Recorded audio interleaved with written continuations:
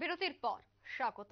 আগামী 19শে এপ্রিল গোটা দেশে লোকসভা নির্বাচন শুরু হবে। সেদিনই রাজ্যেও নির্বাচন শুরু হতে চলেছে। পশ্চিম আসনে লড়াই করতে চলেছে বিজেপির টিকিটে বিপ্লব কুমার দেব এবং ইন্ডিয়া জোটের প্রার্থী আশিস সাহা। ইতিমধ্যেই কর্মী সমর্থকরা তারা প্রচারে বেরিয়ে পড়েছেন এবং বিজেপি দলের যিনি প্রার্থী বিপ্লব কুমার দেব ওনারকে জয়ী করার জন্য সারা রাজ্যের সঙ্গে উদয়পুর মহকুমা এবং প্রতিদিন দলীয় কর্মীদের থেকে শুরু করে নেতৃত্বরা প্রত্যেকটি ভোটারের বাড়ি বাড়ি গিয়ে উন্নয়নের বার্তা পৌঁছে দেওয়ার পাশাপাশি আরো বেশি ভোটে জয়ী বিজেপি প্রার্থী বিপ্লব কুমার দেবকে ভোট দেওয়ার জন্য আহ্বান জানানো হয়েছে।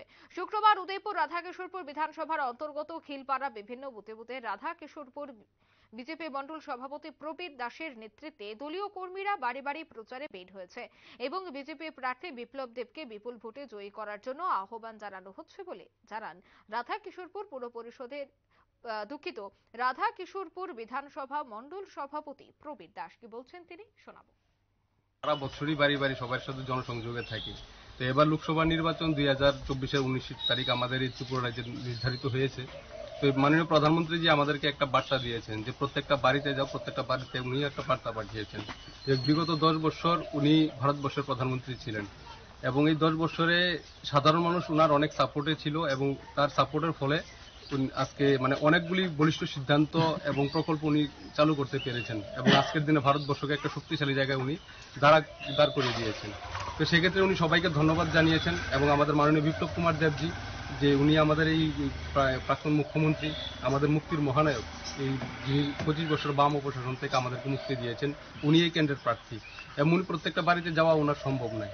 তাই উনি আমাদেরকে বলেছেন যে প্রত্যেকটা বাড়িতে যেতে সবার কাছে একটা আশীর্বাদ চাইতে ওনার জন্য, যে এবার কেন্দ্রে উনি প্রার্থী হয়েছেন, ওনাকে যেন সবাই একটু আশীর্বাদ করেন। তাই মোদিজির বার্তা আর মাননীয় মুখ্যমন্ত্রী প্রাক্তন মুখ্যমন্ত্রীজির একটা আশীর্বাদ গ্রহণের যে বার্তাটা, এটাই আমরা প্রত্যেকটা মানুষের কাছে দিতে চাইছি এবং প্রত্যেকটা লাভপ্রার্থী যারা বেনিফিশিয়ারি বিগত 10 বছরে সেন্ট্রাল বা স্টেটের যেগুলি ওনারা উপভোগ করেছেন সেগুলি সম্বন্ধে ওনার পেয়েছেন কিনা সেগুলি সম্বন্ধে একটা জানকারি নেওয়া।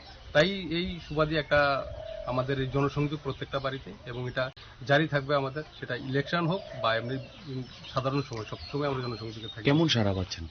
খুব ভালো সারা পাচ্ছে, প্রত্যেকটা মানুষ খুব মানে আপ্লুত। মাননীয় প্রধানমন্ত্রীজির নাম, নরেন্দ্র মোদীজির নামে তো বলতেই সবাই মানে এক খুশিতে আত্মহারা, কারণ ওনার বিকল্পে ওনারা যখনই আমরা কাউকে কোনো কিছু বলি যে ওনার প্রতিদ্বন্দ্বী যদি কাউকে চান তো কাকে চাইবেন বলে ওনার প্রতিনিধিরা আমরা এখন চিন্তা ভাবনাতে আসে না যে প্রধানমন্ত্রী নরেন্দ্র মোদীজির প্রতিদ্বন্দ্বী বা বিপ্লব কুমার দেবজির আজকের দিনে ত্রিপুরার যে কোনো অন্য কোনো প্রতিদ্বন্দ্বীদের কথাই ওনারা নিতে চান না বা ওনাদের মাথাতেই আসে না। ওনারা দাঁড়িয়ে যান বাস ওনারাই শেষ কথা, প্রত্যেকটা মানুষের একই কথা।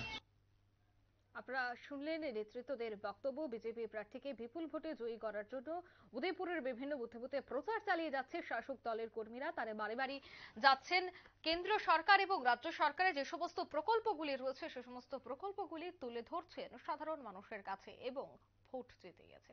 নিয়ে নিচ্ছে ছোট্ট একটি বিজ্ঞাপন বিরতি, সঙ্গে থাকুন।